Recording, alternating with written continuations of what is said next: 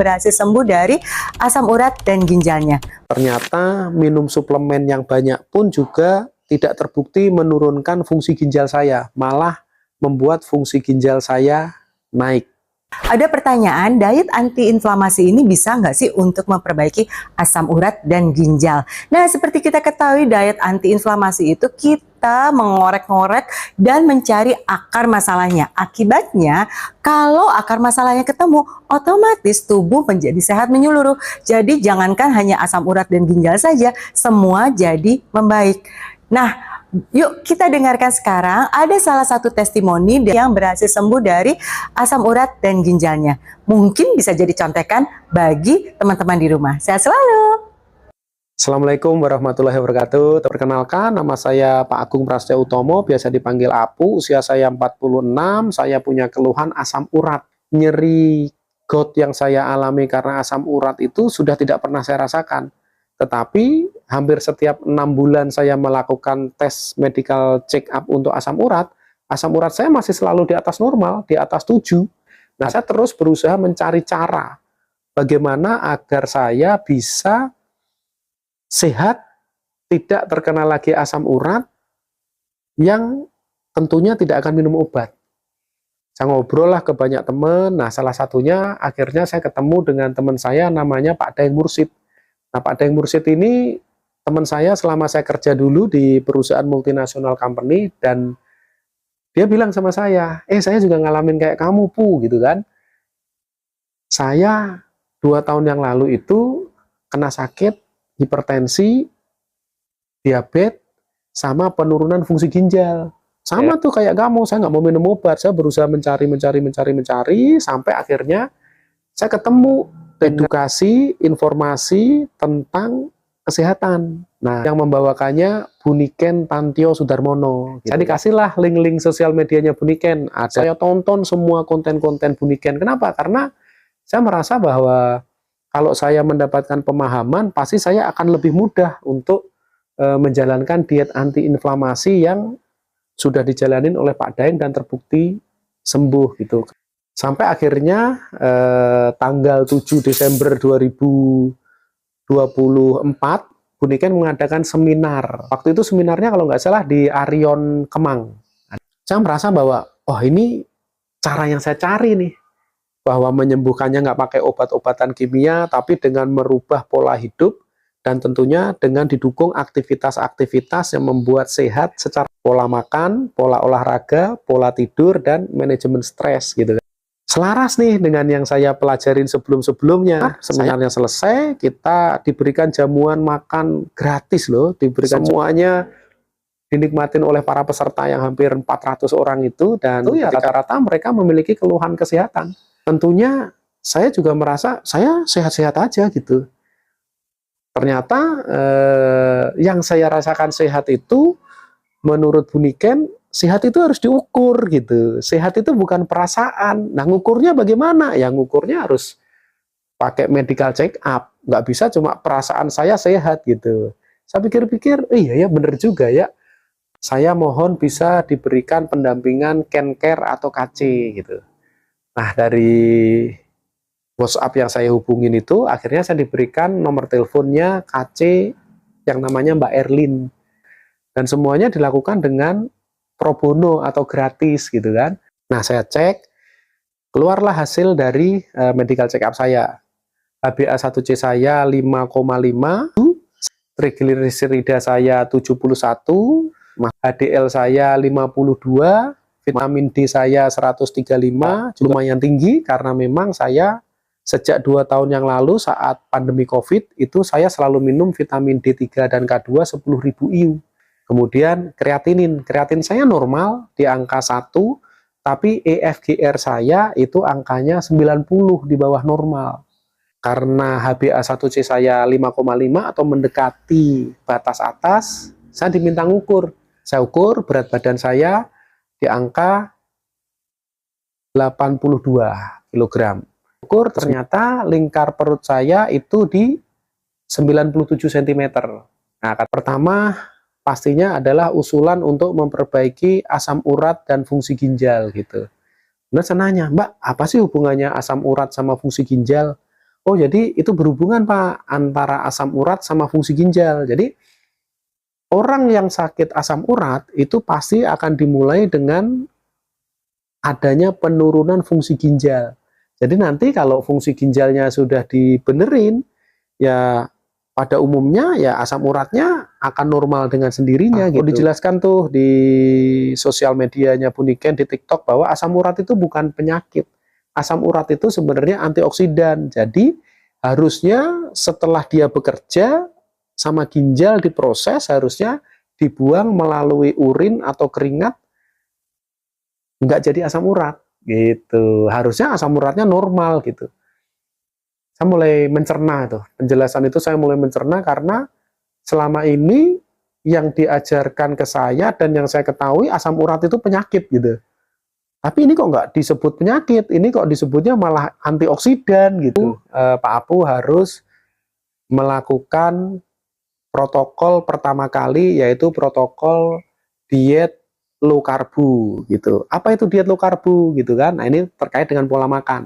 Berhenti makan gula, tepung-tepungan, roti-rotian, cake, semua yang disebut sebagai karbohidrat, termasuk sayur-sayuran hijau, termasuk buah-buahan. Wih, apa Mbak yang boleh saya makan gitu?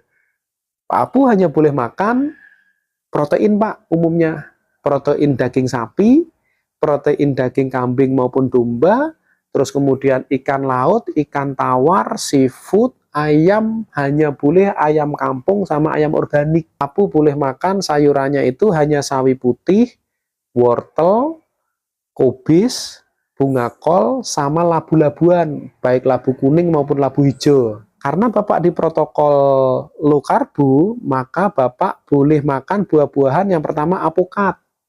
Setelah apokat, semua yang terkait dengan beri-beri. Contoh stroberi, blueberry, raspberry, itu Pak Apu boleh makan. Ya, coba gimana, kalau saya nggak open mind, open heart, pasti nggak bisa tuh jalanin pola makan seperti itu. Terus kemudian tidur Pak Apu. Apa sih pentingnya tidur gitu? Nah, ternyata dijelasin, oh tidur itu hal yang penting Pak. Itu bisa membuat Bapak meregenerasi sel-sel perbaikan-perbaikan tubuh Pak Apu gitu. Di bawah jam 22 dan harus minimal 7 jam. Oke deh, saya coba merubah kebiasaan. Dan ini memang jujur nggak gampang. Tapi dari situ dinaikin lagi olahraga Pak Apu. Tapi olahraganya yang ringan-ringan aja gitu. Nah, cukup jalan kaki 5.000 langkah. Sama olahraga beban, tapi ya olahraga bebannya jangan olahraga yang berat terus sampai akhirnya berkeringat, bercucuran, nggak perlu Pak Apu gitu karena kan. Bapak fungsi ginjalnya turun gitu. Salah satunya karena ginjal bekerja terlalu keras gitu. Oh iya kan? Mbak, ada satu MCU yang jadi pada waktu saya USG perut, di USG perut itu dicek ginjal kiri sama ginjal kanan saya, ternyata ginjal kanan saya itu ada simple kista, jadi ada kantung air kira-kira sekitar 2 cm. Dan yang kedua dari hasil USG abdomen saya itu juga saya ada fatty liver. Nah, kalau kemudian dari Mbak Erlin memberikan protokol asam urat dan protokol perbaikan ginjal, menaikkan EFGR Pak Apu dari 90 menuju ke 99 gitu kan. Untuk protokol asam urat yang saya lakukan, saya diminta untuk minum perasan lemon, itu bangun tidur, kulitnya dijadikan infused water, dicampur dengan air minimal 2 liter untuk infused waternya, dan saya wajib minum sesuai dengan berat badan saya minimal 3 liter. Nah itu salah satu yang dilakukan di diet antiinflamasi ini, memang kita diminta untuk memenuhi kebutuhan mikronutrisi kita. Jadi selain makronutrisi kan tadi didapat dari daging-dagingan, protein, karbohidrat walaupun sedikit, lemak gitu kan. Kita diminta untuk memenuhi mikronutrisi kita. Karena mikronutrisi ini penting untuk kesehatan tubuh. Apa aja? Yang pertama suplemen basic, glutathione, biar ada MCT oil, vitamin D, yang terakhir adalah probiotik. Habis itu saya diberikan suplemen untuk perbaikan ginjal, suplemen nol, terus kemudian ada resveratrol, terus kemudian ada organ beef. Pertama kali tadi, step pertama kali selama 1 bulan itu diet low karbo tadi ya. Saya diet low karbo, terus kemudian saya akhirnya diminta untuk MCU lagi, tapi hanya kreatinin sama IFGR gitu kan. Ternyata selama 30 hari saya sempat shock, bisa dibilang, wah ini kok malah turun gitu, hasilnya dari 90 malah menjadi 83 gitu. Aduh, itu jujur membuat saya hampir mundur dari diet antiinflamasi. Lah saya ikut, malah akhirnya turun gitu kan. Tapi saya sempat ingat kata-kata Bu Niken waktu seminar bahwa perbaikan ini nggak mungkin mendadak, Pak. Jangan baru 1 minggu, 2 minggu, 1 bulan terus kemudian kok nggak ada perbaikan gitu ya. Saya ingat kata-kata itu tuh waktu seminar. Ya udah, akhirnya saya lanjutin lagi. Akhirnya Mbak Erlin mengeluarkan protokol baru. Ada 2 yang saya rubah, Pak. Yang pertama pola makan. Pola makan Pak Apu sekarang sudah bukan diet low karbo lagi, tapi pola makan Pak Apu sekarang adalah pola makan karnivor, hanya makan daging sapi yang grass fed, yang sapinya makan 100% rumput. Yang kedua yaitu olahraganya Pak Apu dikurangi. Pak Apu kan masih lari, masih olahraga gymnya juga masih over, jadi itu tolong dikurangi Pak. Sekarang Pak Apu bener-bener olahraganya hanya jalan kaki aja. 2 minggu kemudian saya MCU lagi, EFGR saya ternyata naik dari 83 naik menjadi 87 gitu kan. Maka sekarang saya minta daging sapinya dikurangi ya Pak, pola makan daging sapinya dari yang biasanya 400 gram sampai 900 gram. Sekarang saya batasin usulannya dibatasin sesuai dengan berat badan ideal Pak Apu. Yang tinggi badan Pak Apu itu 170, berat badan ideal Pak Apu itu harusnya di angka 63. Jadi menurut hitungan saya Pak Apu makannya hanya 290 gram. Jujur di dalam pola makan diet antiinflamasi ini saya berusaha untuk tidak melakukan cheating sama sekali. Jadi benar-benar ngikutin apa yang diusulkan, diarahkan oleh KC saya Mbak Erlin. Kemudian setelah saya melakukan diet antiinflamasi protokol Reynolds, yaitu untuk perbaikan ginjal dengan cara makan dagingnya diukur, 2 minggu kemudian saya medical check up lagi. Nah, ketika medical check up saya keluar, alhamdulillah ternyata dengan saya minum suplemen yang banyak, saya hitung itu hampir ada sekitar 31 jenis ya. Dengan 1 hari total hampir 50-an butir yang saya minum, dan melakukan kegiatan pengaktifan mitokondria seperti pola makan yang diatur, olahraga, tidur teratur, olah nafas, ya masih ada sekitar 8 kegiatan yang disarankan oleh Bu Niken. Itu ternyata membuat EFGR saya naik menjadi 99. Jadi ternyata ketakutan saya bahwa kalau saya minum banyak suplemen akan berakibat ginjal saya menurun, ternyata enggak loh.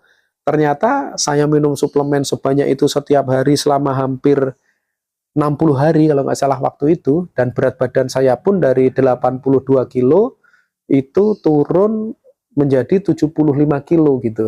Bahkan teman-teman saya pun bilang, wih kulit kamu lebih glowing loh sekarang gitu kan, badan kamu lebih seger gitu, nggak kelihatan kusut kayak sebelum-sebelumnya gitu kan. Disitulah akhirnya saya semakin yakin bahwa pilihan yang saya jalanin diet antiinflamasi ini bener gitu. Mulai dari saya diet antiinflamasi low karbohidrat, diet antiinflamasi karnivor tanpa ditimbang, diet antiinflamasi karnivor protokol Reynolds gitu kan, saya jalanin dan alhamdulillah EFGR saya naik ke 99. Asam urat saya pun yang sebelumnya ketika saya mulai diet antiinflamasi ini 7,1, sekarang turun di angka 3,3 ketika saya mengalami perbaikan fungsi ginjal.